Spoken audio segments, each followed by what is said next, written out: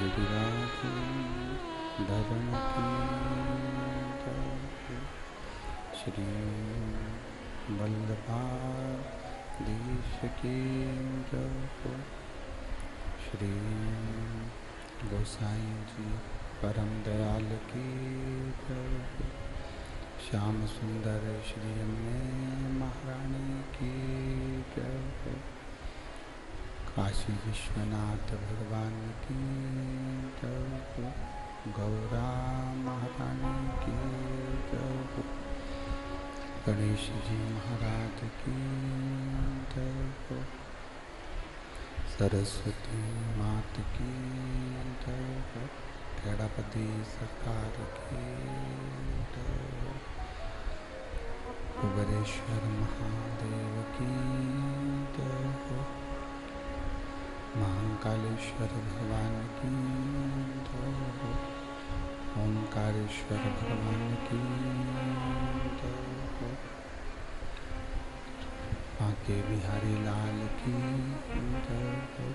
चकलेश्वर महादेव की जय। गोपेश्वर महादेव की जय। मथुराधीश भगवान की जय। भूतेश्वर भगवान की जय। संत सद्गुरुदेव माता की जय। चिंता संतान हंतारो यत्पदानो रेणवास्यनं तनीचार्यान प्रणमामि मोह यनवृतो जन्तु वा सर्वदुःखातिको भवेत्तमं सर्वदा वन्दे श्रीमद्वल्लभनन्दनम् अज्ञानतिमिरागास्य ज्ञानजशलाकया चक्षुरुन्मीलितेन तस्मै श्रीगुरवे नमः। नमामि हृदयशेषे लीलाक्षरब्धीशयनं लक्ष्मीसहस्रनाम्भे सर्वमानं कलानिधि चतुर्भीष्व चतुर्विजायते सो पंचदा हृदय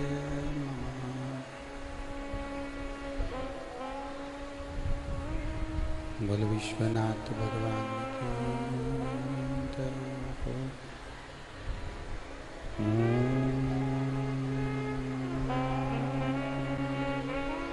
नमः शिवाय। नमः शिवाय। नमः शिवाय।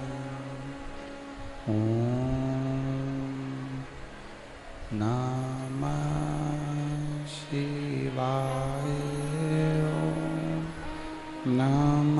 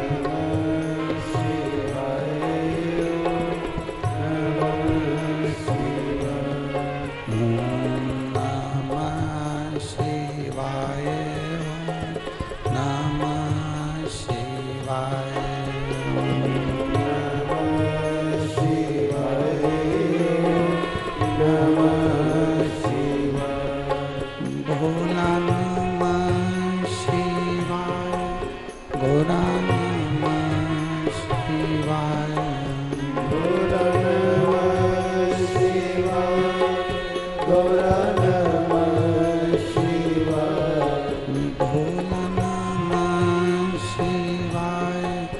गुरु नमः शिवाय। गुरु नमः शिवाय। गुरु नमः शिवाय। ओम नमः शिवाय। ओम नमः शिवाय। ओम नमः शिवाय। ओम नमः शिवाय। ओम नमः शिवाय। ओम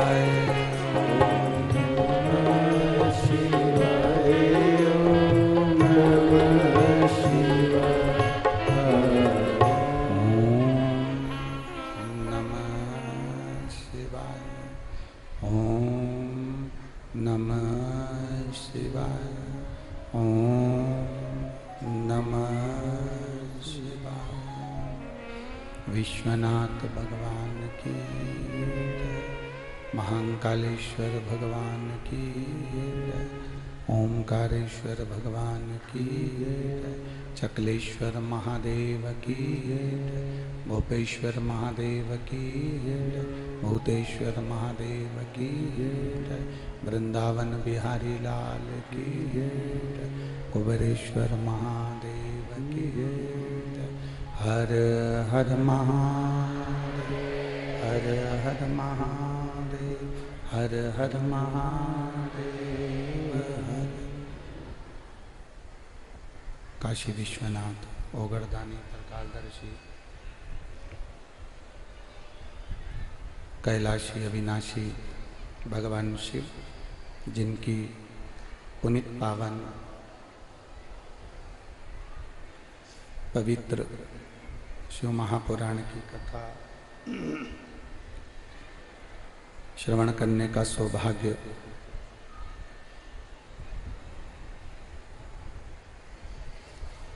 दोनों का बड़ा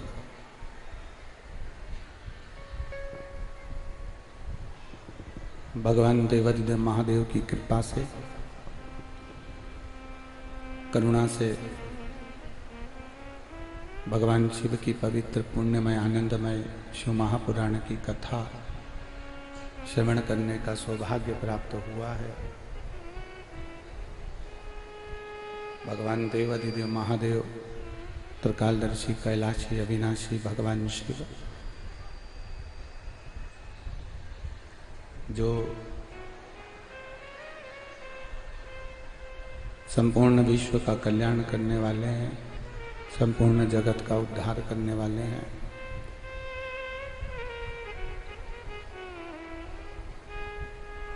ब्रज की पवित्र भूमि, जहाँ आप और हम भगवान शिव की ये पवित्र शिव महापुराण की कथा दामोदर मास के अवसर पर, कार्तिक मास के अवसर पर भगवान शिव की ये पवित्र शिव महापुराण की कथा श्रवण करने का सौभाग्य आप और हमको प्राप्त हुआ है। बड़े भाग्यशाली हैं संपूर्ण क्षेत्र के वासी। वैसे तो भाग्यवान हैं आप सभी, क्योंकि ब्रज के निवासी हैं, ब्रज की पवित्र धरा पर आप विराजमान हैं। ब्रज की पवित्र भूमि पर आपका निवास है।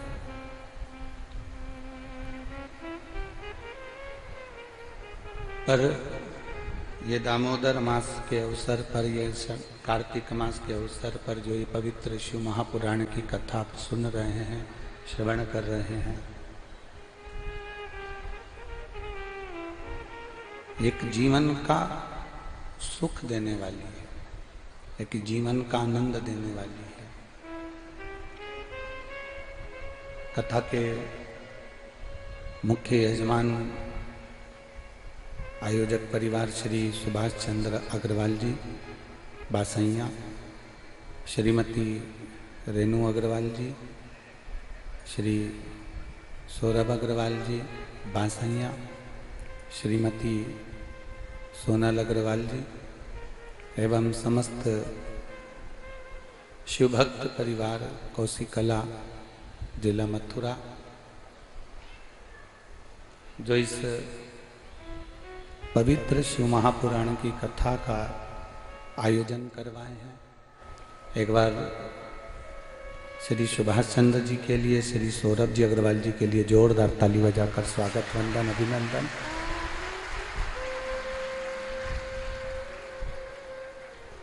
भक्ति और मुक्ति का साधन है शिव महापुराण की कथा।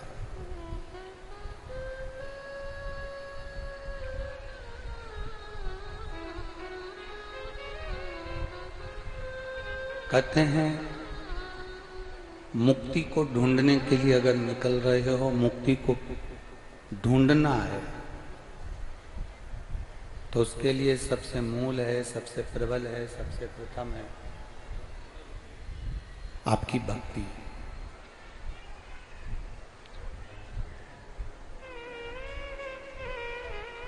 हृदय में अगर भक्ति नहीं है, हृदय में भक्ति का निवास नहीं है, हृदय में भक्ति विराजमान नहीं है, तो मुक्ति भी सरलता से मिलती नहीं।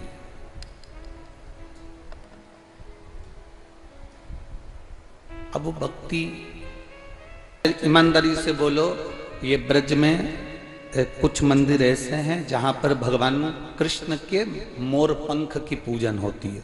बोलो है कि नहीं? अरे जम के तो बोलो। आप जाएंगे तो अटल्ला चुंगी के पास में एक मंदिर है जहां पर भगवान के मोर पंख की पूजन होती है। उससे आगे बढ़ेंगे तो वहां एक मंदिर है जहां पर भगवान की बंसी की पूजन होती है।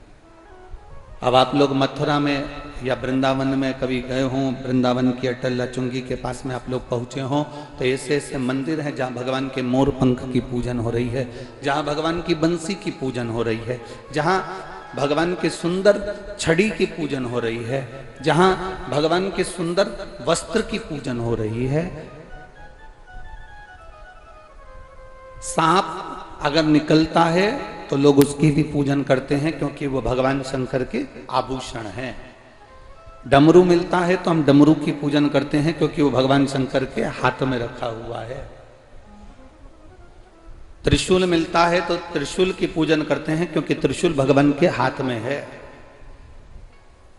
भगवान का स्पर्श बंसी का हुआ तो बंसी पूजा गई।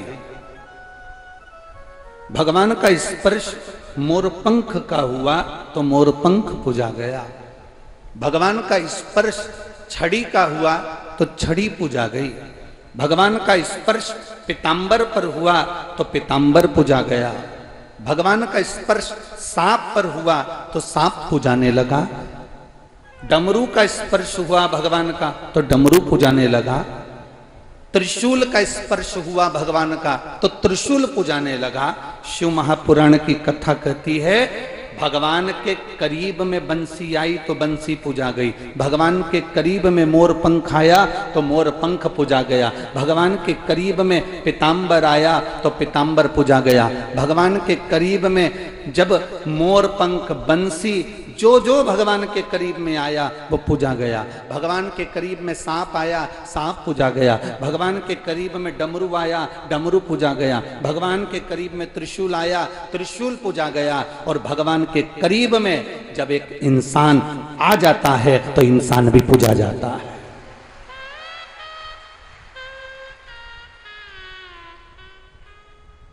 आप उसके स्पर्श में आओ तो, आप उसके करीब में आओ तो, आप उसके नजदीक में आओ, आप उसके पास में आओ। जब आप उसके नजदीक में आओगे, जब आप उसके स्पर्श में आओगे, जब आप उसके नजदीक में पहुंचोगे, जब आप उसके पास में पहुंचोगे, उसका करीब में जब आप पहुंचोगे तो आप भी पूजा जाओगे, आपकी भी पूजन हो जाएगी। बस उसके नजदीक में जैसे जैसे आएंगे, जैसे जैसे उसके पास में पहुंचेंगे, जैसे जैसे उसके करीब में पहुंचेंगे, वैसे वैसे आप भी पूजाना प्रारंभ कर देंगे। आप भी उसके नजदीक में पूजाना प्रारंभ कर देंगे। करीब में आओगे और पूजा।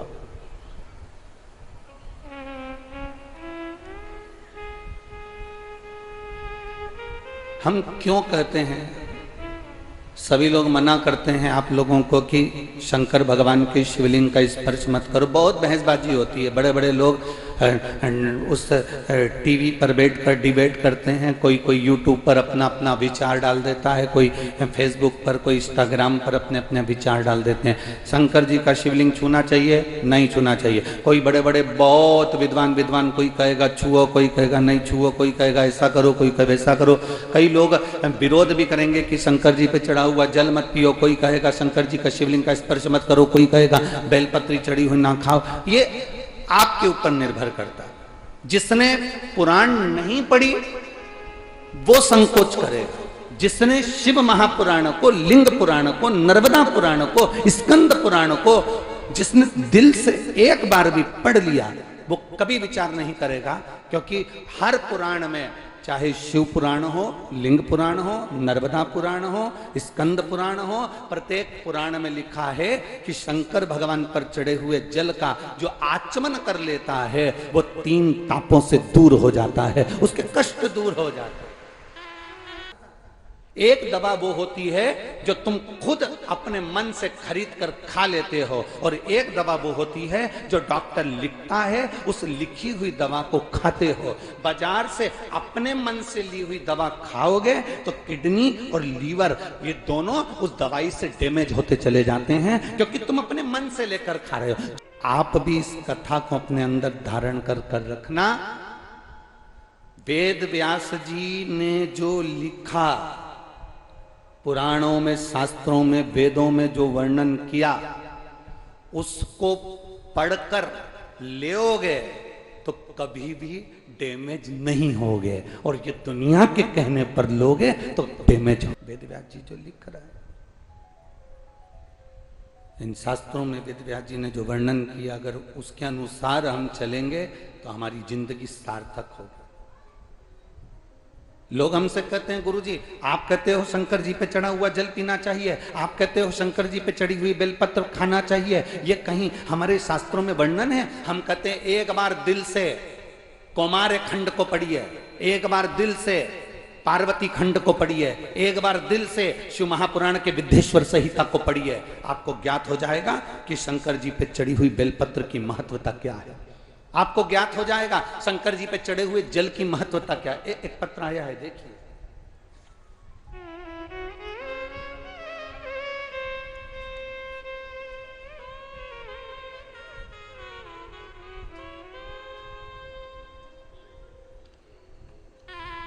ज्योति गौतम, राजेश गौतम मथुरा से हैं, कहीं बैठे हो तो हाथ हिलाइएगा।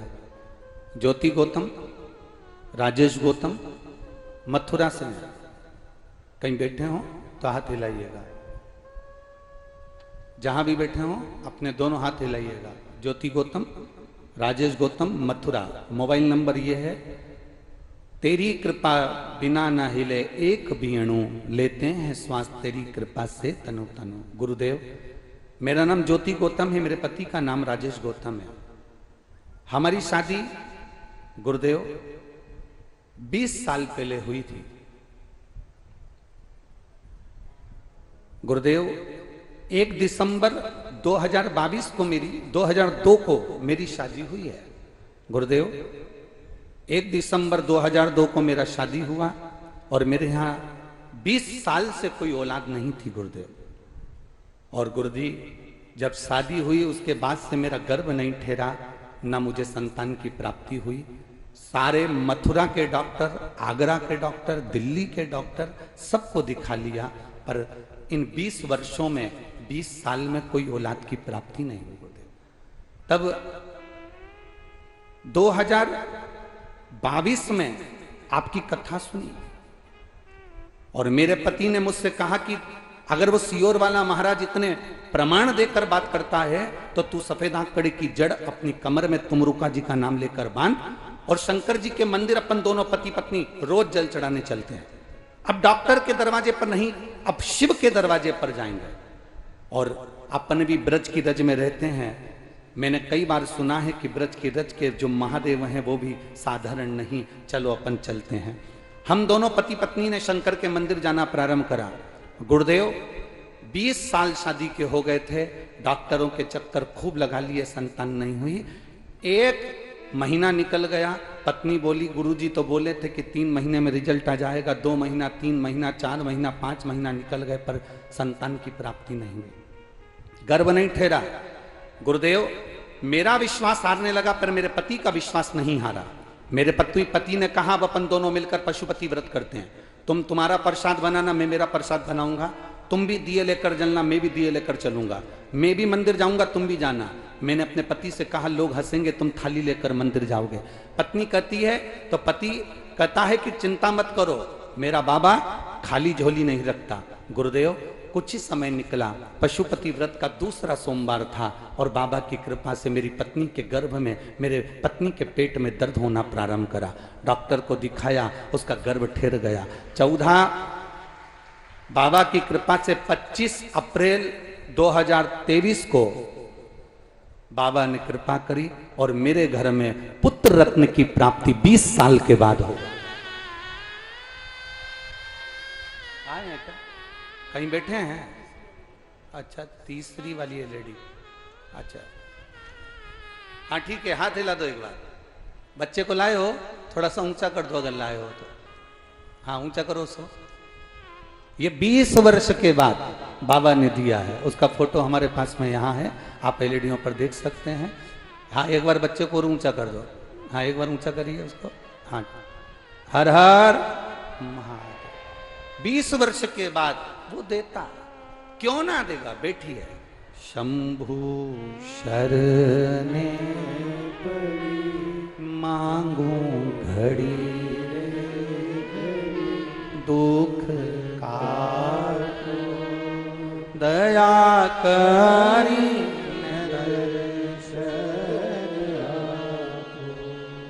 उनसे निवेदन है जो 20 साल के बाद लाला हुआ है उसको लेकर व्यासपीठ पर आए, थोड़ी सी जगह कर कर आप जरूर पहुंचे। हर हर शिव है वो घड़ी है, वो शंकर। आप उसका स्मरण, आप उसका भजन, आप उसका कीर्तन, आप उसका मंत्र जाप, आप उसका नाम जाप, आप उसका हृदय से जब भजन करते हैं, कीर्तन करते हैं, मंत्र जाप करते हैं, नाम जाप करते हैं, स्मरण करते हैं तो वो सुख देता ही, वो आनंद देता ही। साधारण नहीं है शिव, उसको पहचानना साधारण नहीं है, उसको जानना साधारण नहीं है। शिव कथा कर रहे हैं। जिस दिन आप पहचान गए कि वेद व्यास जी ने जो लिखा है, जिस दिन आप जान गए कि वेद व्यास जी ने जो वर्णन किया है वो साधारण नहीं है, वेद व्यास जी जो लिखे हैं वो साधारण नहीं है।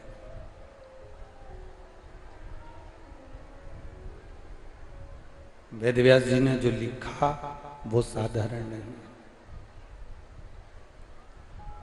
जिसके मन में संशय हो, क्या शंकर भगवान को जल चढ़ाने का फल मिल सकता है? अभी आपको कथा में कहा ये शरीर और ये समय दो शंकर जी को दे दो। क्या क्या चीज देना है? बोलो, जम के बोलो जरा। शरीर और समय। ये शरीर भी उसको दो।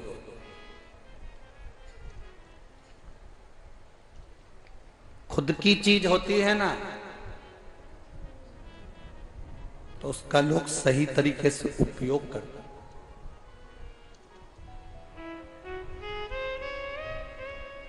धर्मशाला और होटल में क्या अंतर है? जम के बोलो जरा।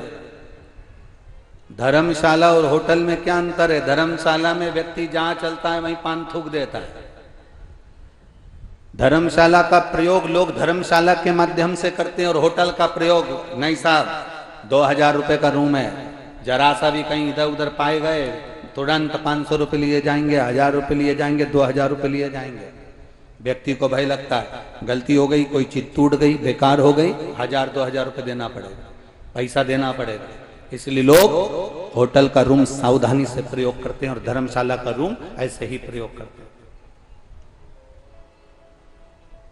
धर्मशाला के रूम में, होटल के रूम में अंतर है।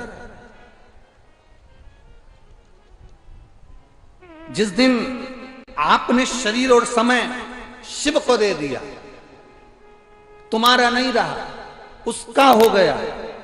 जब उसका हो गया तो उसको कैसे रखना है ये उस पर निर्भर करता है। वो कैसे रखेगा ये उसके ऊपर निर्भर करेगा। एक लाइन आप लोग गुनगुनाते रहते हैं, हमेशा बोलते रहते हैं कि सीताराम सीताराम सीताराम कहिए, जाई विधि राखे राम कहि विधि रहिए। आप मुख से हमेशा ये बात गुनगुनाते रहते हैं कि जाई विधि राखे राम ताई विधि रहिए। जैसा राम रखे वैसा रहने का प्रयास करो, जैसा राम रखे वैसा रखो। ये हम गुनगुनाते रहते हैं, हम कहते रहते हैं, हम प्रयोग करते रहते हैं, हम बोलते रहते हैं, जैसा राम रखे वैसा रहिए। शरीर दे दिया भगवान को, समय दे दिया परमात्मा को। जब शरीर और समय परमात्मा को दे दिया, अब वो जैसा रखे, अब वो जैसा निभाएगा वैसा हम निभाएंगे, जैसा चलाएगा वैसे हम चलेंगे।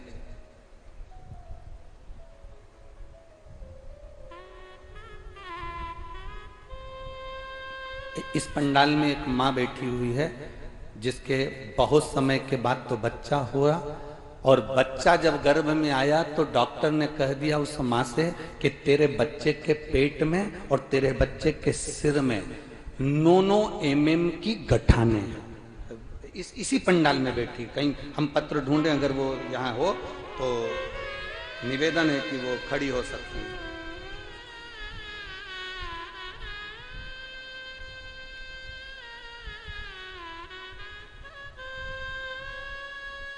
कहीं बैठी हो तो हाथ हिला सकती हैं।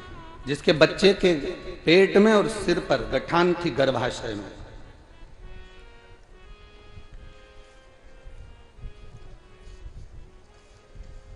शंभु शरण पड़ी मांगो दुख का दया करी ने दर्शन।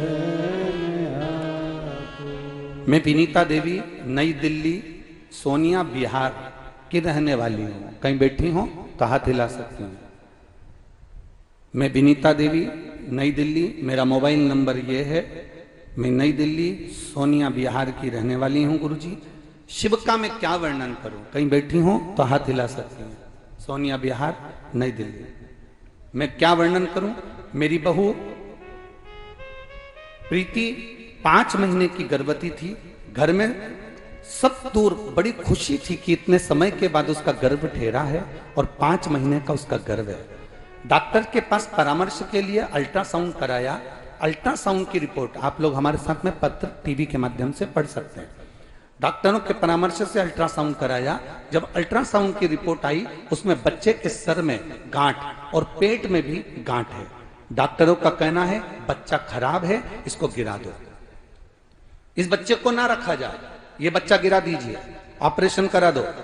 कई अस्पतालों में डॉक्टरों को जांच कराई, दिल्ली के हर एक हॉस्पिटल में उसको दिखाया, MRI भी कराया, रंगीन उसमें भी बच्चा खराब बताया गया। डॉक्टरों ने सभी ने बच्चा गिरा देने को कहा गया। कहीं बैठी हो तो हाथ हिला सकते को कहा गया और कहा अगर इस बच्चे को नहीं गिराते हो तो तुम्हारे लिए खतरा है। गुरुदेव अब करें तो करें क्या? मैं अपनी बहू को दिखाकर अपने बच्चों के साथ वापिस आ रही थी, तभी ऑटो के अंदर एक बहन मिली।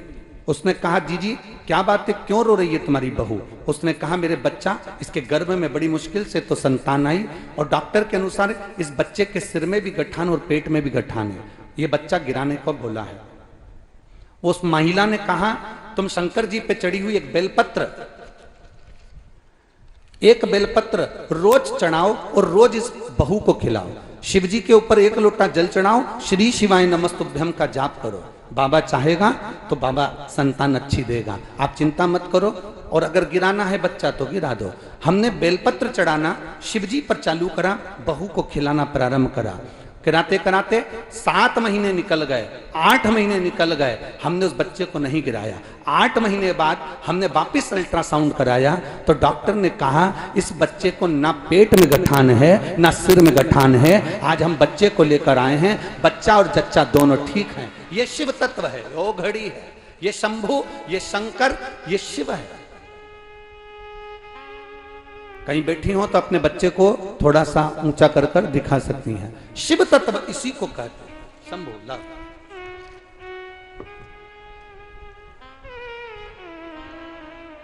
जोरदार ताली बजाएं। 20 वर्ष के बाद बाबा ने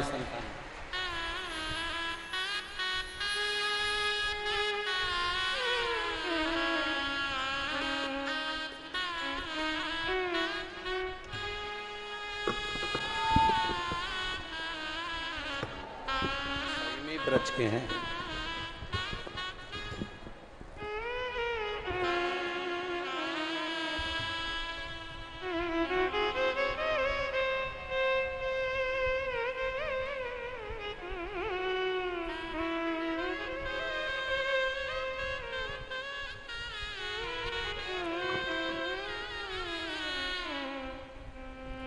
शंभु शरणे मांगू घड़ी रे घड़ी, दुख ताको दया करी दर्शन आपको। शिव कथा। फिर वही बात आ जाती है कि डॉक्टर लिखा है वो दवाई खाओगे तो ना किडनी ना लीवर ना शरीर कुछ भी डैमेज नहीं होगा, ना शरीर डैमेज होगा, ना किडनी डैमेज होगी, ना लीवर डैमेज होगा। डॉक्टर लिखेगा उस हिसाब से कि तुम्हारा शरीर ठीक रहे।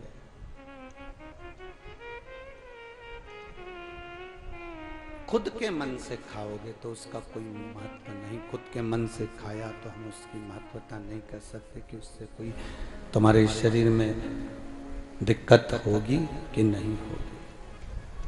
स्वयं प्रयास करा गया इस व्यासपीठ के माध्यम से।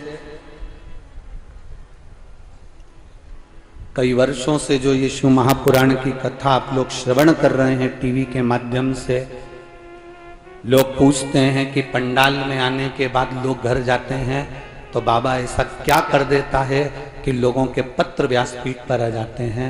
हम कहते हैं एक बार पंडाल में बैठकर कथा सुनकर देखो कि बाबा देता क्या क्या है। क्या देगा ये उसके ऊपर निर्भर करता है, ये उसके ऊपर जाता है कि वो क्या प्रदान करेगा, क्या देगा, कैसे देगा, ये उसके ऊपर निर्भर करता है। अंत समय प्रभु आना पड़ेगा, वचन दिया तो प्रेशर बढ़ाओ, प्रेशर बढ़ाओ। अंत समय प्रभु आना पड़ेगा, वचन दिया तो निभाना पड़ेगा। अंत समय में परमात्मा आएगा अगर दिल से पुकारा गया है तो। दिल से पुकारा गया है तो वो आएगा जरूर, ये निश्चित है।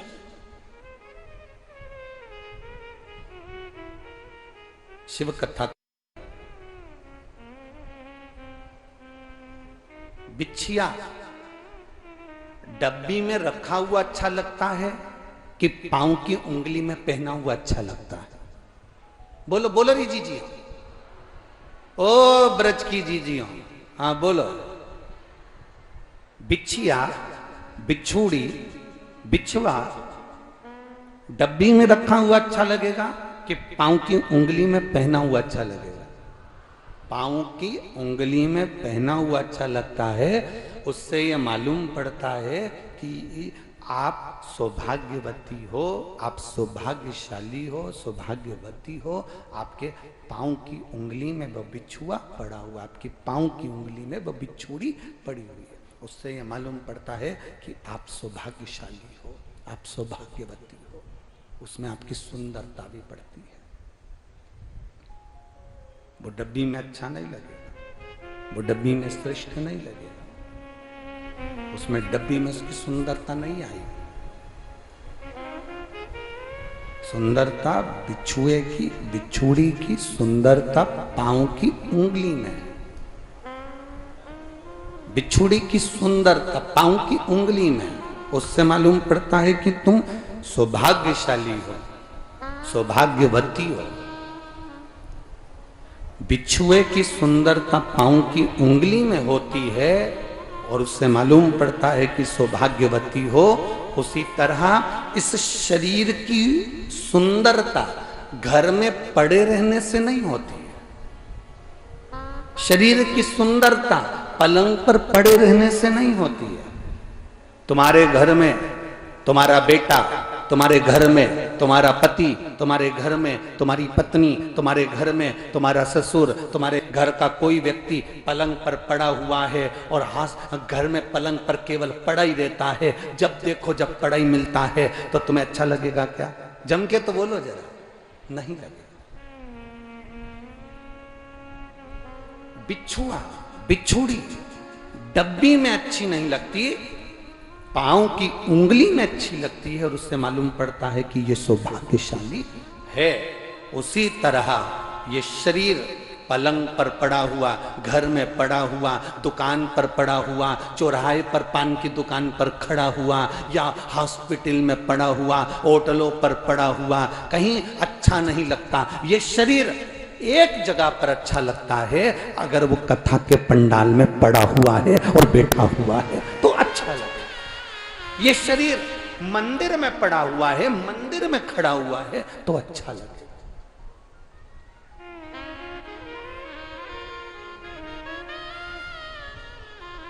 जैसे बिच्छुड़ी पहनने के बाद नारी सौभाग्यवती कहलाती है, उसी तरह रोज रोज मंदिर जाओ, रोज रोज कथा में जाओ, रोज रोज पंडाल में जाओ, कथा श्रवण करने जाओ, तो जैसे नारी की बिच्छुड़ी देखकर उसको सौभाग्यवती कहा जाता है, आप कथा सुनने के लिए रोज जाओ तो लोग भी आपका नाम चेंज कर देंगे। ये आ गया शंकर जी का भगत, ये आ गया महाराज जी का भगत, ये आ गया पुजारी जी, ये आ गया पंडित जी, ये आ गया ये जी भगत जी।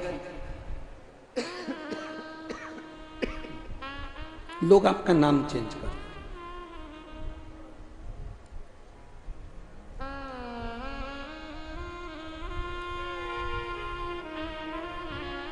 कई लोगों यहाँ पर भी कुछ कुछ माताएं ऐसी बैठी होंगी जो मंदिर जाती होंगी जल चढ़ाने के लिए, तो लोग उनको कही देते हैं, ये आ गई सीवर वाले महाराज की चेली।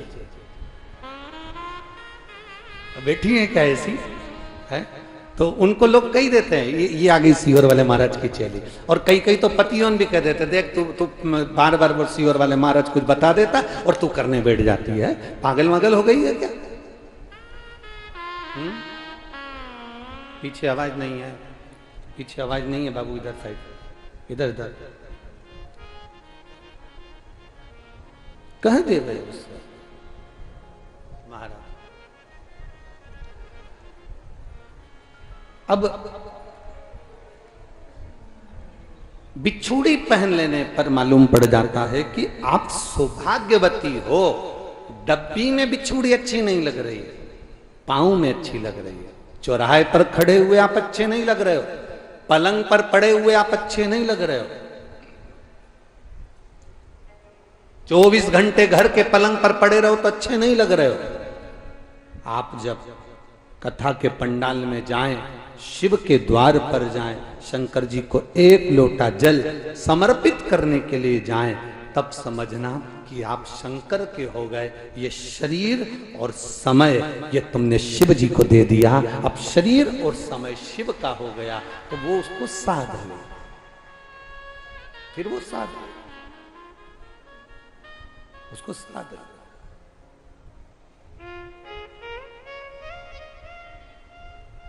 अच्छा समय आपने दिया है तो अच्छा समय वो भी देगा।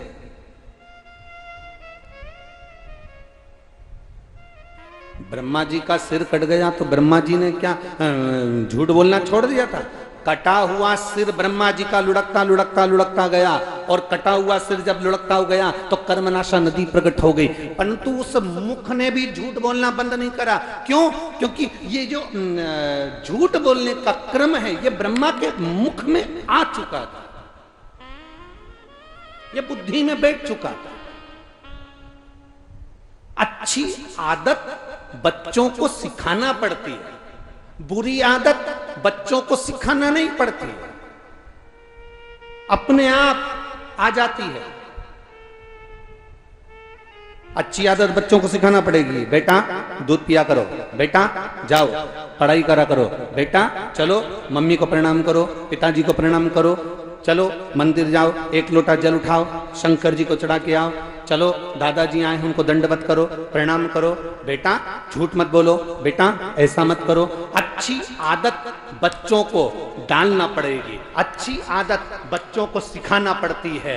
पर बुरी आदत कोई माता पिता अपने बच्चे को नहीं सिखाते, पर बुरी आदत बच्चे में अपने आप आ जाती है, अपने आप आएगी।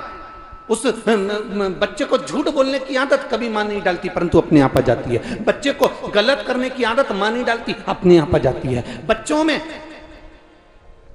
एक दूध पीने की आदत मां डाल रही है, पर कोई दुनिया की मां नहीं होगी जो अपने बच्चे के हाथ में मदिरा की दारू की बोतल पकड़ाती होगी, बुरी आदत डालती होगी। कोई संसार की मां नहीं होगी।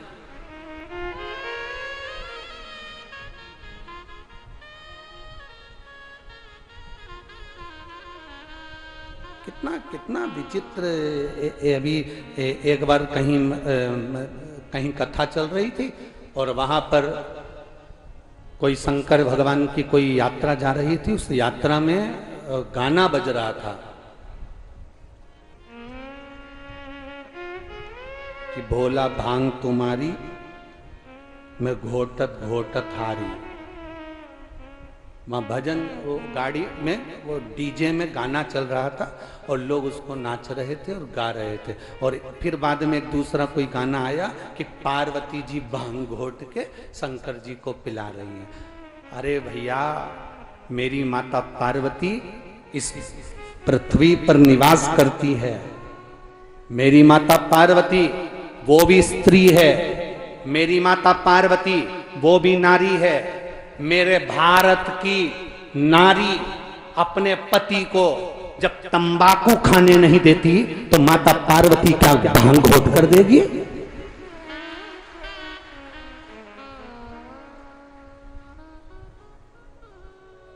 पति अगर तंबाकू भी खाता है तो अपनी पत्नी के सामने नहीं खाता, चुपचाप।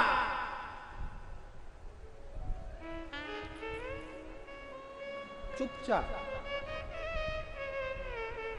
ऐसी कौन सी नारी बैठी है इस पंडाल में? ये लाखों की भीड़ है, लाखों की भीड़। ब्रज क्षेत्र की ये शिव पुराण एक पंडाल नहीं, एक पंडाल वो वाला गिन लो जो टेंट का लगा, दूसरा, तीसरा, चौथा, पांचवा, और पूरी भक्त जो बाहर बैठे हैं बिना पंडाल के। जरा अंदाजा लगाइए, लाखों की भीड़ में ऐसी कौन सी नारी बैठी है जो अपने पति को मदिरा पीने के लिए देती होगी? कौन सी नारी बैठी है जो अपने पति को तंबाकू खाने को देती होगी? ऐसी कौन सी नारी बैठी है जो अपने पति को गांजा पीने को देती होगी? ऐसी कौन सी नारी बैठी है जो अपने पति को चरस पीने को देती होगी? ऐसी कौन सी नारी बैठी है जो अपने पति को जहर पीने को देती होगी? भारत की भूमि पर कोई नारी अपने पति को तंबाकू नहीं देती। भारत की भूमि पर कोई नारी अपने पति को मदिरा पीने को नहीं देती। भारत की भूमि पर कोई नारी अपने पति को गांजा पीने को नहीं देती। तो मेरे पार्वती मैया भी शंकर भगवान को जहर नहीं दे सकती, ये निश्चित।